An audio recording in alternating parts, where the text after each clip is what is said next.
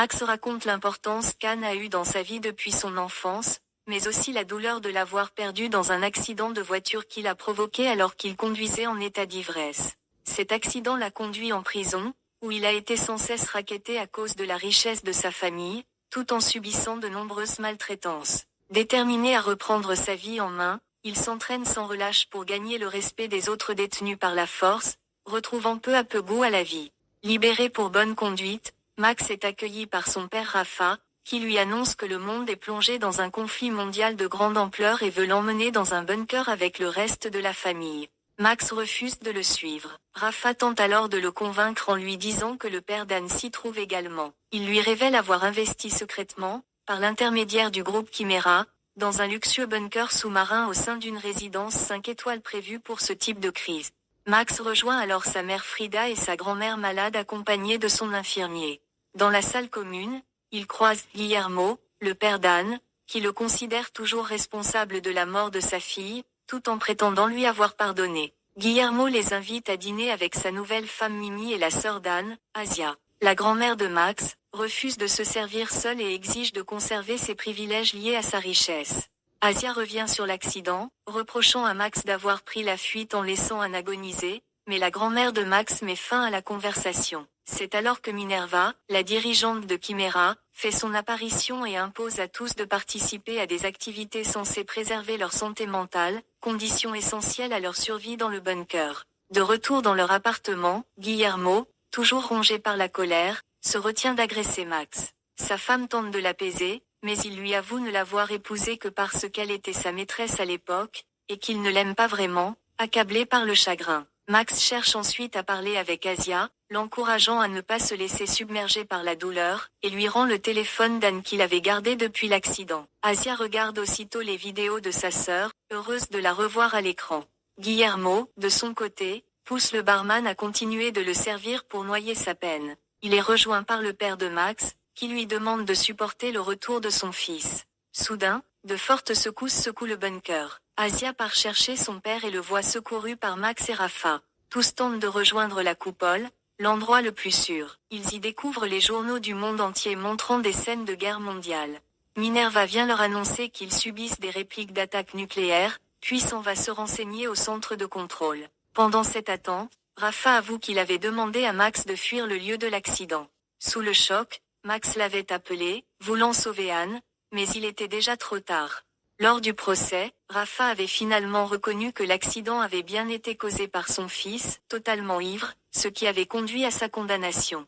Frida reproche alors à son mari d'avoir poussé leur fils à fuir, tandis que sa propre mère exprime toute sa haine envers Rafa. Frida, à son tour, défend son mari et reproche à sa mère d'avoir été une mère horrible, ce qui l'aurait poussé à l'épouser. Minerva revient ensuite les prévenir qu'ils peuvent suivre en direct le chef de la sécurité qui donne des nouvelles du monde extérieur. L'équipe s'aventure alors dans une zone dévastée par les radiations, découvrant une terre anéantie, avant de devoir revenir en urgence au bunker à cause d'une perte d'étanchéité de leur combinaison. Minerva ordonne à tous de rester dans la coupole. Elle rejoint ensuite son équipe et leur annonce que tous les résidents ont cru à la simulation de crise.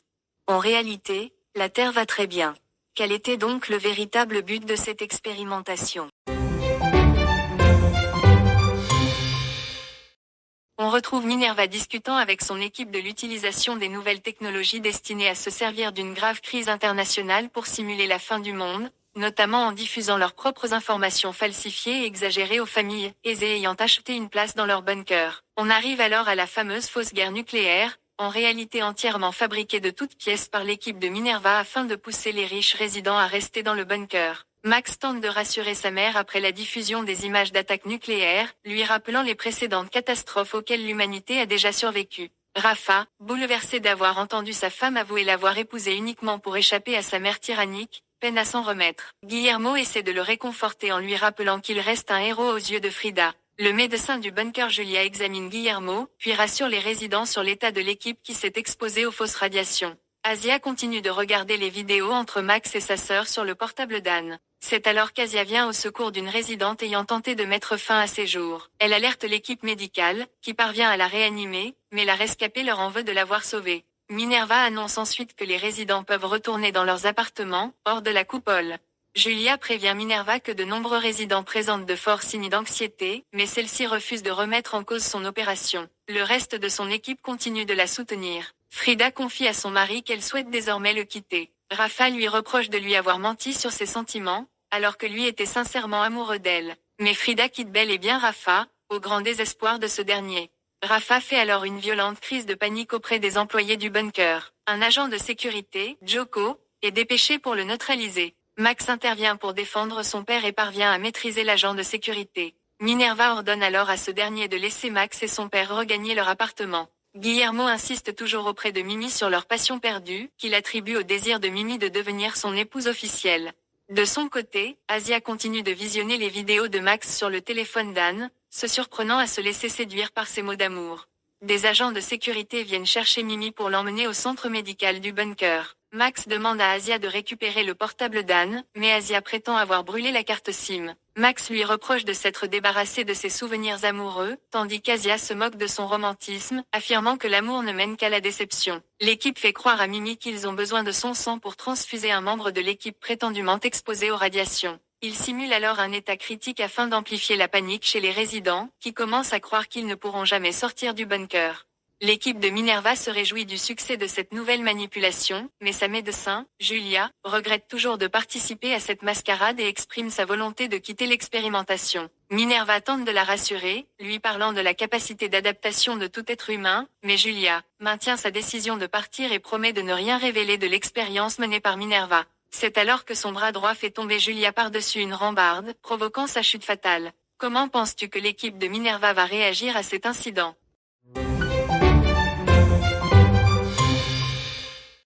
L'épisode débute en revenant sur la vie de Guillermo Falcone, milliardaire ayant hérité d'un empire familial colossal. Minerva ne cache pas son mépris pour les riches, la majorité de la population mondiale n'a pas cette chance et ne peut espérer réussir. Les révolutions étant désormais impossibles, Minerva décide de mener sa propre action pour faire partie de l'élite. Des membres de son équipe l'informent ensuite du décès de Julia, dont tout le monde avait remarqué le comportement perturbé la veille. Ils attribuent donc sa mort à une crise d'angoisse.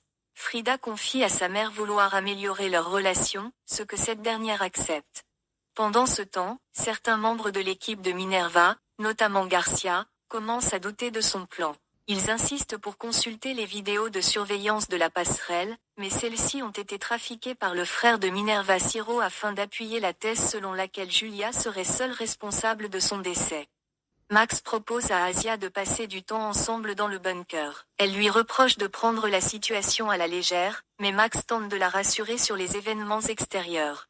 Minerva convoque ensuite les résidents à la coupole pour leur parler du décès du médecin de l'équipe, victime d'une crise d'angoisse, et de la mort du chef de la sécurité, causée par des radiations. Elle insiste sur l'importance de rationner la nourriture et reproche à Rafa la crise de la veille. Mimi, très affectée par ces décès, ravive la peine de Guillermo, encore marqué par la perte de sa fille. De son côté, Asia regrette d'avoir jeté le téléphone de sa sœur. Elle prétend avoir perdu un bracelet pour convaincre un agent de l'accompagner jusqu'au compacteur d'ordures. Mimi et Guillermo se rapprochent davantage, se réconfortant mutuellement face à la situation. Pendant ce temps, Garcia s'inquiète de la disparition soudaine de plusieurs familles, aisées dans le plan de Minerva. Celle-ci lui explique qu'elle a prévu de filmer de fausses vidéos d'adieu et de voyages que les résidents diffuseront à leurs proches. L'équipe répondra ensuite à leurs messages et appelle à l'aide d'une intelligence artificielle. La mère de Frida avoue à sa fille son attirance pour Guillermo, ce que Frida lui reproche, rappelant que ce comportement ne date pas d'aujourd'hui. Asia est bien conduite au compacteur, mais celui-ci se déclenche soudainement, la mettant en grand danger. Elle parvient néanmoins à récupérer le téléphone de sa sœur avant de s'échapper. L'agent remarque son geste, et Asia finit par lui avouer la vérité. Elle lui confie que sa relation avec Max est ce qui l'aide à tenir face à la situation, mais l'agent lui conseille de s'en éloigner. Minerva, hantée par la mort de Julia, demande à parler à son frère Ciro, qui s'excuse pour son rôle dans le drame et promet de suivre son traitement. Minerva regrette d'avoir impliqué Julia dans son projet et utilise désormais l'intelligence artificielle pour continuer à parler avec elle. Yako vient réclamer le taser volé par Max, qui prétend l'avoir perdu pour ne pas le rendre. Yako le menace de l'envoyer en salle d'isolement, mais Max refuse malgré tout. Une violente bagarre éclate entre eux, au cours de laquelle Max blesse gravement Yako sous les yeux d'Asia. Face à cette scène choquante, comment Asia va-t-elle réagir? Yako est emmené d'urgence en salle de soins par le reste de l'équipage du bunker, après sa violente altercation avec Max. Ce dernier regrette aussitôt les coups qu'il lui a portés, tandis qu'Asia, elle, se préoccupe surtout des blessures de Max qu'elle veut soigner. Yako respire encore, mais l'équipe pousse pour qu'il soit évacué vers un vrai service médical. Siro et Minerva refusent catégoriquement, hors de question de faire entrer des étrangers dans le bunker. Minerva finit donc par aller chercher Asia. Grâce à ses études de médecine, Asia examine Yako, établit un diagnostic, tente un traitement, et réussit. Yako finit par se réveiller. Mais pendant ce temps, une autre inquiétude monte. Osvaldo, le bras droit de Falcon, tente de joindre Guillermo depuis plusieurs jours. Dans un message, il lui annonce que ce qu'il attendait depuis longtemps est enfin arrivé, et qu'il doit absolument le rappeler. Minerva convoque alors Max dans son bureau pour lui annoncer la bonne nouvelle, Asia a réussi à sauver Yako. Max, lui, en profite pour lui dire qu'il vit leur isolement comme une prison, surveillé en permanence, sans téléphone, sans contact extérieur. Mais Minerva ne cède pas et met fin à la discussion. Peu après, l'équipe prépare une nouvelle expérience pour les résidents, un exercice où chacun doit lancer des appels de détresse à la radio, sans jamais recevoir de réponse. Frida, de son côté, regrette d'avoir remis en question son histoire avec Rafa, mais sa mère comprend vite, sa fille a déjà un amant. Rafa, lui, se confie au groupe de parole du bunker, comparant son mariage avec Frida aux discussions qu'il entretient avec l'intelligence artificielle. De son côté, Guillermo réalise que, malgré sa fortune, il ne compte que cet ami à l'extérieur. Il considère Rafa comme son seul véritable ami, admirant son courage d'avoir témoigné contre son propre fils, Max, après l'accident d'Anne. Pendant ce temps, la mère de Frida prétend avoir capté un signal radio, une invention pure, car les appareils ne sont même pas connectés à une antenne. Rafa surprend Guillermo en train de flirter avec un membre de l'équipage, ce qui le blesse profondément. Il se compare alors à Mimi dans sa relation avec Frida. Guillermo demande ensuite à Ingrid, une employée, d'organiser une soirée, sous prétexte de remonter le moral de Rafa. La mère de Frida confie à Mimi qu'elle pense que Guillermo s'est enfin assagi, et Mimi lui raconte leur rencontre, à l'époque où elle était mannequin.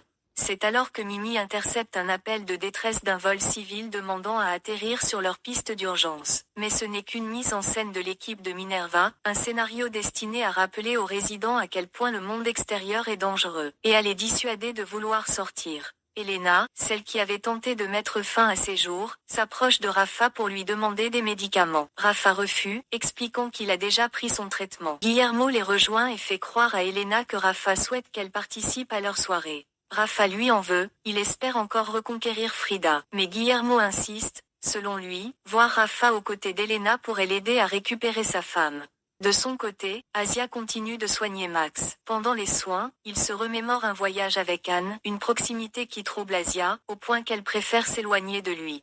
Pendant ce temps, l'équipe de Minerva reçoit un nouveau message vidéo d'Osvaldo. Il menace d'appeler l'ambassadeur du pays où Guillermo prétendait être en vacances, s'il ne répond pas. L'équipe panique, si Osvaldo découvre que Guillermo n'a jamais quitté le pays, toute l'expérience serait compromise. Minerva décide donc d'utiliser le double numérique de Guillermo, créé par l'intelligence famille, pour passer un faux appel. Osvaldo parle alors d'un homme d'affaires mexicain, celui à la tête d'une entreprise que Guillermo veut acheter depuis des années, qui serait enfin prêt à vendre. Il insiste pour que Guillermo le rejoigne afin de conclure l'affaire. Mais l'équipe détourne la conversation. Le faux Guillermo parle de ses difficultés conjugales avec Mimi, et de son intention de donner toute sa fortune à des œuvres caritatives pour pousser Osvaldo à conclure seul le deal. Sauf qu'Osvaldo mentionne alors un troisième homme impliqué dans la transaction, inconnu de l'équipe. Minerva coupe immédiatement la communication pour éviter d'être démasquée. Asia, de son côté, prétend s'être éloignée à cause de la douleur que Max a infligée à sa famille avec l'accident d'Anne. Mais en réalité, elle tombe peu à peu amoureuse de lui. Alors, penses-tu qu'elle réussira à cacher longtemps ses véritables sentiments ?